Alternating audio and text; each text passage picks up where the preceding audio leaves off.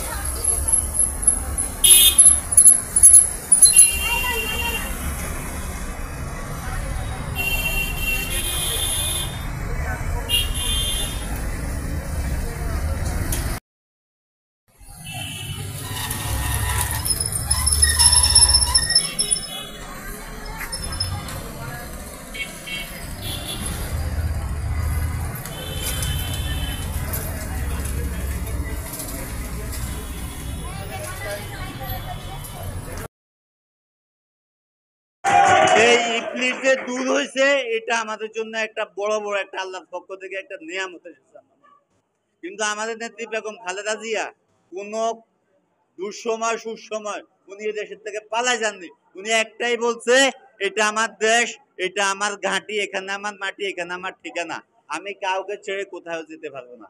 তো ইনশাল্লাহ আমরা আগামীতে আমাদের সমাজ রাজনীতি আছে, আমার কাছে খুবই আনন্দিত ও উৎসাহিত যাচ্ছে।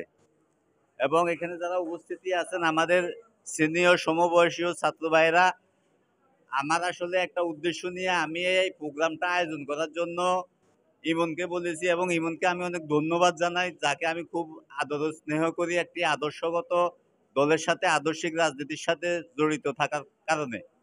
তো আমার কিছু দিক নির্দেশনা নিয়ে আমি কথা বলতে চাইছিলাম যে বিগত আমাদের 15.5 বছর আমাদের বাংলাদেশে এবং আমাদের এলাকায় যে কিছু সমস্যা আছে, সেটার মধ্যে এক নম্বর, যেটাকে আমরা সবাই এক নামে চিনি, বাবা, ঠিক আছে, ইয়াবা, বাবা, বদি, এই যে গাঞ্জা মাঞ্জা আবি জাবি যা আছে, কিশোর গ্যাং, ইয়ং গ্যাং, আমরা এই জিনিসটা দূর করতে চাই।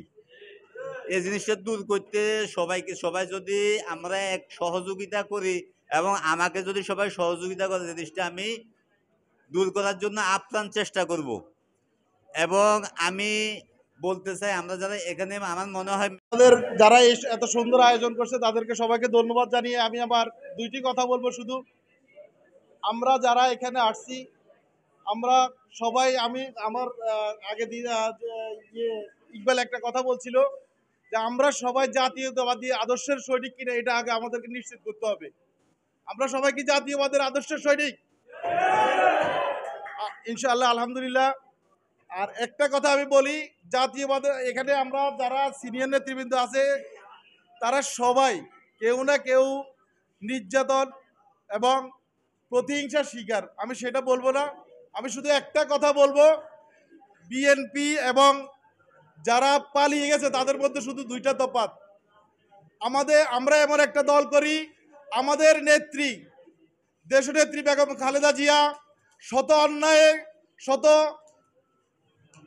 জুলুমের মাঝেও আমাদেরকে ছেড়ে যায় নাই। আমরা সেই দল করি, আমরা শহীদ জিয়ার আদর্শে সেই দল করি। ইনশাল্লাহ আমাদেরকে এটা মনে রাখতে হবে।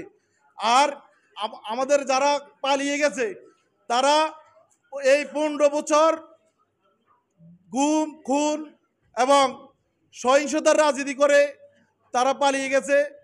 তারা আর আমাদের মধ্যে এই ডিফারেন্স, এবং আপনারা যদি সবাই মনে প্রাণে জাতীয়বাদের আদর্শ সৈনিক হই, শহীদ জিয়ার আদর্শ সৈনিক হই, তাহলে আমরা সবাই আগামী দিনে আমাদের যারা নেতৃত্বে আছে সবার সাথে পরামর্শ করে আগামী দিনের রাজনীতি কীভাবে করা যায় এই আশাবাদ ব্যক্ত করে আমি আমার বক্তৃতা শেষ করছি।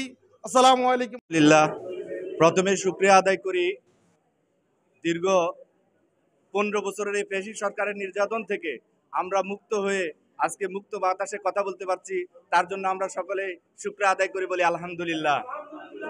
দুরূদ ও সালাম পেশ করতেছি মানবতার মুক্তির দূত হযরত মুহাম্মদ সাল্লাল্লাহু আলাইহি সাল্লামের নামে।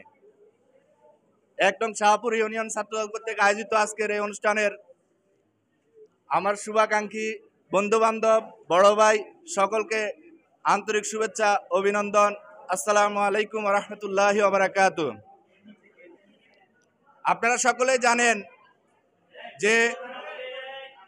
যে দীর্ঘ 15-16 বছর আমরা যেই নির্যাতনের শিকার হয়েছি, শুধু আমরা না, পুরো বাংলাদেশ নির্যাতন এবং লুটপাটের শিকার হয়েছে। কোনো স্বৈরাচার সরকার কখনো বেশি দিন টিকতে পারে না।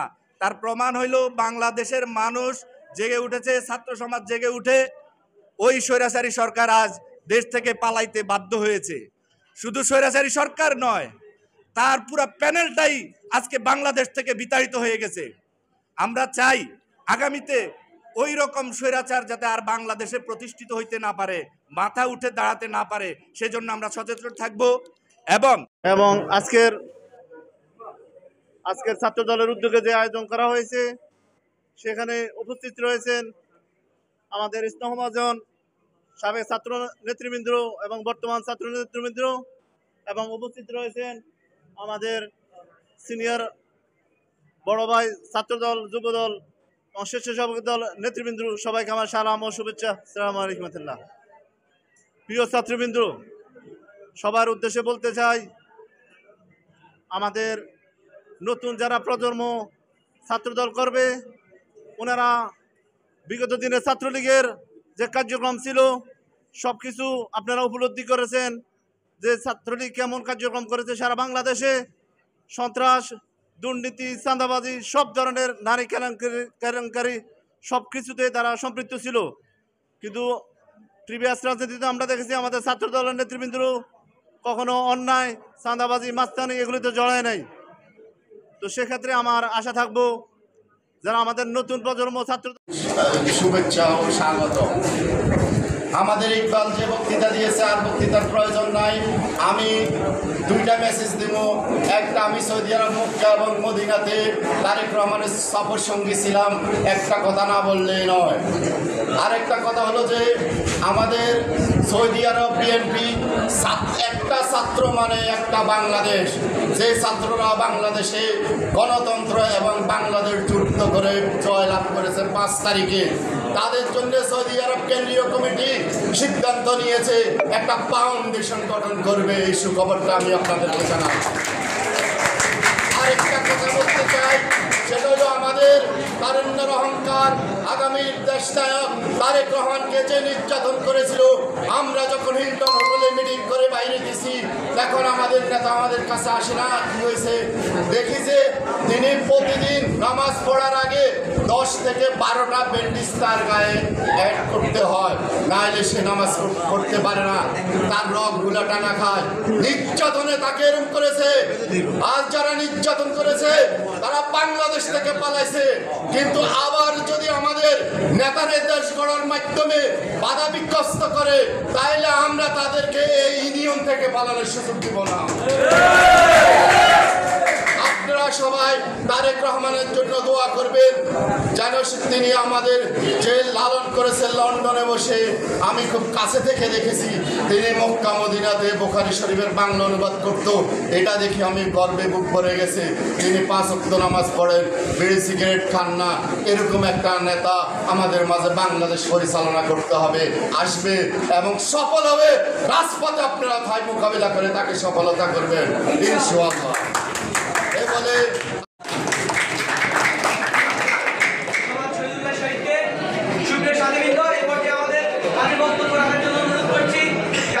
প্রদর্শন করবে, এই আশাবাদ ব্যক্ত করে আমি আমার বক্তব্য এখানে শেষ করলাম। আল্লাহ হাফেজ। বাংলাদেশ জিন্দাবাদ, বাংলাদেশ জাতীয়তাবাদী দল জিন্দাবাদ, দেশনায়ক তারেক রহমান জিন্দাবাদ। দাওয়াত করতে পেরেছি, আমরা এখানে একটা সংবর্ধনা দিতে পেরেছি, ওনাদের সামনে কিছু বলার সুযোগ পেয়েছি।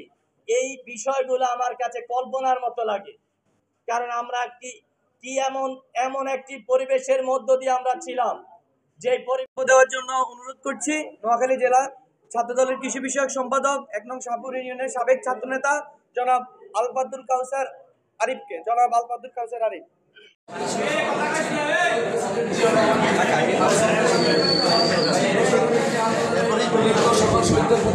যাদের আত্মত্যাগের বিনিময়ে স্বৈরাচার সরকার ভালো হয়েছে, আপনারা জানেন সামনে জাতীয় নির্বাচন, এই নির্বাচনকে কেন্দ্র করে আমরা সবাই ঐক্যবদ্ধ থাকবো। আমরা সবাই যেটা আমাদের ছাত্রদলের মধ্যে কোনো বৈষম্য সৃষ্টি না, সবাই ঐক্যবদ্ধভাবে ছাত্রদলের স্বেচ্ছাসেবক দল কৃষক দল করে এসেছেন। আমি আপনাদের দৃষ্টি আকর্ষণ করে বলতে চাই, আপনারা কখনো আমাদের সিনিয়র নেতৃবৃন্দ আছে, আমি তাদের দৃষ্টি আকর্ষণ করে বলতে চাই, আপনারা আমাদের এই ভাইদেরকে স্মরণ রাখবেন। কারণ এখন আমাদের দলে নতুনত্ব অনেক মুখ দেখা যাচ্ছে, এটা সবাই ইদানিং আমরা ফেসবুকে দেখছি, নতুনত্ব অনেক মুখ দেখা গেছে। গত 5 তারিখের আগে সম্বরা বাজারে আমি দেখেছি ছাত্রলীগেতে জয়েন করেছে, এখন আমাদের জয় মিছিলে সে উদযাপন করে। আমরা এই লোকগুলোকে চিহ্নিত করা আছে। আমার একটাই আবেদন, আমার সিনিয়র নেতৃবৃন্দের কাছে আবেদন, যে আপনারা দুঃসময়ের কর্মীদেরকে ভালোবাসবেন, তাদেরকে দেখে রাখবেন, এই আশা ব্যক্ত করে আমি আমার সংক্ষিপ্ত বক্তব্য এখানে শেষ করছি। বাংলাদেশ দীর্ঘজীবী হোক, শহীদ প্রেসিডেন্ট অমর হোক, তারেক রহমান বীরের বেশে আসবে ফিরে বাংলাদেশে। করতেছেন, দয়া করে আপনারা আপনার কাছ থেকে সতর্ক হয়ে যান। এই বলে আমি আমার বক্তব্য এখানে শেষ করলাম। শহীদ প্রেসিডেন্ট মরহুম জিয়াউর রহমান জিন্দাবাদ, দেশনেত্রী বেগম খালেদা জিন্দাবাদ এবং শুভেচ্ছা। সাউন্ড না কমাইলে আমি বক্তব্য দিব না। ছাত্রদল একদম শাহপুর ইউনিয়ন শাখার উদ্যোগে পরিচিতি সভা অনুষ্ঠানে মঞ্চে বুঝে আছেন আমার অত্র ইউনিয়ন ছাত্রদলের নেতৃবৃন্দ, যুবদল, স্বেচ্ছাসেবক, শ্রমিক সকল নেতৃবৃন্দকে আমার ব্যক্তিগত পক্ষ থেকে, নোয়াখালী জেলা ছাত্রদলের পক্ষ থেকে রক্তিম শুভেচ্ছা, প্রাণঢাল অভিনন্দন। সংগ্রামী সাথী বন্ধুগণ, আপনারা জানেন দীর্ঘ 15 বছর আমরা অনেক মামলা হামলা নির্যাতনের শিকার হয়েছি। গত উপজেলা নির্বাচনে সম্পাড়া বাজারে আমাকে আওয়ামী যুবলীগের নির্যাতনের শিকার হয়েছি সম্পাড়া বাজারে। গত 28 অক্টোবর সুসংগঠিত করবেন, এই আশা বক্তব্য রাখে আমি আমার বক্তব্য এখানে শেষ করছি। মরহুম শহীদ প্রেসিডেন্ট জিয়া রহমান অমর হোক, দেশনেত্রী বেগম খালেদা জিয়া জিন্দাবাদ, তারুণ্যের অহংকার তারেক রহমান জিন্দাবাদ। কিভাবে চলতে হয়, কিভাবে করলে মানুষের মন জয় করতে হয়, সেভাবে করে আমরা আমাদের আগামী দিনকে এগিয়ে নিয়ে যাব ইনশাআল্লাহ। এই আশা এবং প্রত্যাশা ব্যক্ত করে আমি আমার বক্তব্য এখানে শেষ করছি। বাংলাদেশ জিন্দাবাদ, বাংলাদেশ জাতীয়তাবাদী দল জিন্দাবাদ, শহীদ রাষ্ট্রপতি অমর হোক, বেগম খালেদা জিয়া দীর্ঘায়ু কামনা করি, তারেক রহমান আসবে ফিরে বীরের বেশে। ধন্যবাদ সবাইকে। তোমরা ছাত্র, সবার আগে তোমাদের যে দিকটা থাকবে তো তোমরা আগে পড়াশোনা ঠিক রাখবা, তোমাদের কাছে পড়াশোনাটা হচ্ছে ফরজ আর রাজনীতিটা হচ্ছে নফল। আসছো এটার জন্য ধন্যবাদ। আমাদের আসলে একটু টাইমিং এর সমস্যা হয়েছে, যে আমরা এই প্রোগ্রামটা বিকেল ছিল, ইনশাআল্লাহ আমরা সামনে এরকম চিন্তা করবো।